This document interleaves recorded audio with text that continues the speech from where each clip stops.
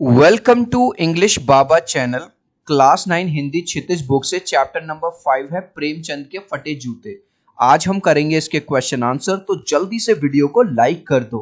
I hope children आपने video को like कर दिया है और अभी तक चैनल को सब्सक्राइब नहीं किया तो सब्सक्राइब कर दो सो दैट आपको हमारे सारे अपडेट्स मिलते रहे। क्वेश्चन नंबर 1 देखिए, हरिशंकर परसाई जी ने प्रेमचंद का जो सब चित्र हमारे सामने प्रस्तुत किया है उससे प्रेमचंद के चरित्र की कौन सी विशेषताएं पता चलती है। तो यहाँ पे प्रेमचंद्र जी की विशेषताएं बतानी है। तो निम्नलिखित विशेषताएं हैं। नंबर 1, प्रेमचंद सादगी युक्त जीवन जीते थे, मतलब सादा जीवन जीते थे, दिखावटी जीवन नहीं जीते थे। वे दिखावटी जीवन में विश्वास नहीं करते थे। आजकल के लोग कैसे हैं, दिखावा ज्यादा करते हैं। प्रेमचंद एक उच्च विचार वाले व्यक्ति थे, है ना, आपने सुना भी होगा, simple living and high thinking. सादा जीवन, उच्च विचार रखते थे। प्रेमचंद स्वाभिमानी व्यक्ति भी थे और वे हर मुश्किल परिस्थिति का बेधड़क सामना करते थे, मतलब मुश्किल हालात से वो डरते नहीं थे। नेक्स्ट, सही कथन के सामने सही का निशान लगाना है। तो राइट आंसर है लोग तो इत्र का मतलब होता है चिल्ड्रन परफ्यूम, खुशबू छुपड़कर फोटो खिंचाते हैं जिससे फोटो में खुशबू आ जाए। मतलब व्यंग किया गया है, यहाँ पे ताना मारा गया है कि लोग इतना दिखावटीपन में आ गए हैं कि फोटो खिंचाने से पहले भी परफ्यूम लगाते हैं। उनको लगता है कि हो सकता है परफ्यूम लगाने से फोटो में खुशबू आ जाएगी, लेकिन ऐसा कुछ भी नहीं होता। नीचे दी गई पंक्तियों में निहित व्यंग यानी कि क्या व्यंग दिया गया। व्यंग का मतलब होता है चिल्ड्रन ताना मारना। जैसे मान के चलो किसी को आपने 5 बजे बुलाया पार्टी में, लेकिन वो आ रहा है 7 बजे, तो आप कभी कभी उससे कह देते हो ना, अरे भैया इतनी जल्दी क्यों आ गया, अरे और लेट आ जाता यार, अभी इतनी जल्दी आने की। तो आप ताना मार रहे हो, उसको व्यंग मार रहे हो। तो क्वेश्चन देखिए, इसका मतलब बताना है। जूता हमेशा टोपी से कीमती रहा है। जूता जो है कैसा रहता है, टोपी से कीमती रहा है, क्योंकि अब तो जूते की कीमत और बढ़ गई है और एक जूतों पर 2500 टोपियां न्योछावर होती है। तो इसका मतलब ध्यान से समझना, आज के समय में लोग धन के पीछे भाग रहे हैं। आज का आदमी क्या है, धन दौलत और पैसे के पीछे भाग रहा है। धन के लिए अपने ईमान को भी बेच देते हैं। आज की डेट में लोग, मतलब बस उनको किसी भी तरह से मुनाफा मिलना चाहिए, 2 पैसे मिलने चाहिए, सच हो झूठ हो सब बोल देते हैं। आज का इंसान केवल उन व्यक्तियों का सम्मान कर रहा है जिनके पास धन है। आपने देखा होगा, अगर आपके पास पैसा है तो लोग, दुनिया आपसे को पूछेगी, और अगर पैसा नहीं है तो कोई नहीं पूछ रहा। तुम पर्दे का महत्व ही नहीं जानते, हम पर्दे पर कुर्बान हो रहे हैं। इसका अर्थ क्या है, देखो, प्रेमचंद जो है किसी भी तरह का दिखावा नहीं करते थे, सादा जीवन जीते थे। जैसे वो अंदर थे वैसे ही बाहर से। ये नहीं कि लोगों को दिखाने के लिए कुछ करें और कुछ बने, नहीं। एक तरफ प्रेमचंद को कोई चिंता नहीं थी कि लोग उनको फटे जूते के बारे में क्या सोचेंगे। चिल्ड्रन, अगर आपने ये चैप्टर पढ़ा है तो राइटर ने, प्रेमचंद जी ने एक बार अपनी वाइफ के साथ एक फोटो खिंचवाया, उसमें उनके जूते फटे हुए हैं।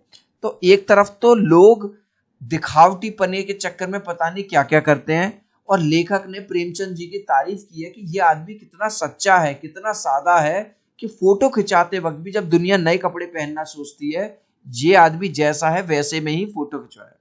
और दूसरी ओर कुछ लोग अपनी कमियों को छिपाने के लिए तरह तरह की चीजें करते हैं, फिल्टर लगाते हैं, ठीक है, आजकल जेमिनाई वाला वो इफेक्ट आता है, जिसे तुम घृणित समझते हो उसकी तरफ हाथ की नहीं पांव की उंगली से इशारा करते हो।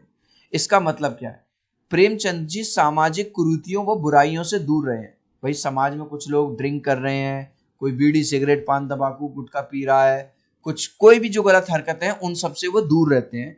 वे गलत चीज को हाथ से नहीं अपनी पांव की उंगली से संबोधित करना उचित समझते हैं। अब देखो, ये वाला क्वेश्चन आपको बड़ा लगेगा लेकिन आंसर बहुत इजी है। पाठ में एक जगह पर लेखक सोचता है कि फोटो खिंचवाने की अगर यह पोशाक है तो पहनने की कैसी होगी, लेकिन अगले ही पल वह विचार बदल देता है। भाई वो देखता है कि जब जो आदमी इतने खराब से कपड़ों में फोटो खिंचवा रहा है, इतने फटे हुए जूतों में फोटो खिंचवा रहा, तो यानी रेगुलर लाइफ में तो ये और खराब रहता होगा। क्योंकि चिल्ड्रन, जब हम शादी में जाते हैं तो हम कैसे कपड़े पहनते हैं, बहुत अच्छे कपड़े पहनते हैं। क्या उन कपड़ों को हम रेगुलर डे टू डे पहनते हैं? नहीं। जो शादी ब्याह वगैरह वाले कपड़े होते हैं वो अलग होते हैं पार्टी में, क्योंकि वहां फोटो खिंचेगी, वीडियो बनेगी।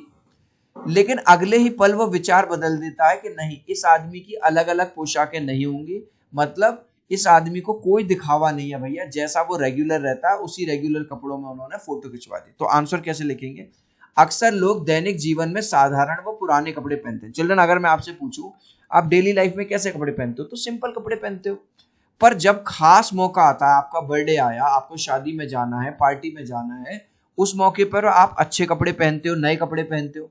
लेखक ने पहले सोचा कि प्रेमचंद ने विशेष अवसर पर साधारण कपड़े पहने हैं, तो रोज जिंदगी में कितने साधारण कपड़े पहनते होंगे। लेखक को पहले तो लगा कि यार जब ये फोटो खिंचवाते वक्त इतने बुरे कपड़े पहन रहा है, इसका मतलब तो जो रेगुलर लाइफ होगी उसमें तो और खराब कपड़े पहनते होंगे। परंतु बाद में लेखक ने अपने विचार बदल दिए। क्यों? क्योंकि उनको लगा कि प्रेमचंद का जीवन सादगी से भरा हुआ है, वो दिखावे की दुनिया से दूर हैं। जैसे फोटो खिंचवा रहे हैं वैसे ही कपड़े वो रेगुलर लाइफ में भी पहनते हैं।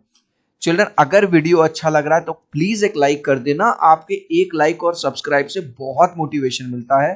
3 तक काउंट करूंगा चिल्ड्रन, प्लीज वीडियो को लाइक कर दो। 1 2 3। आई होप चिल्ड्रन आपने वीडियो को लाइक कर दिया है, चैनल को सब्सक्राइब कर दिया।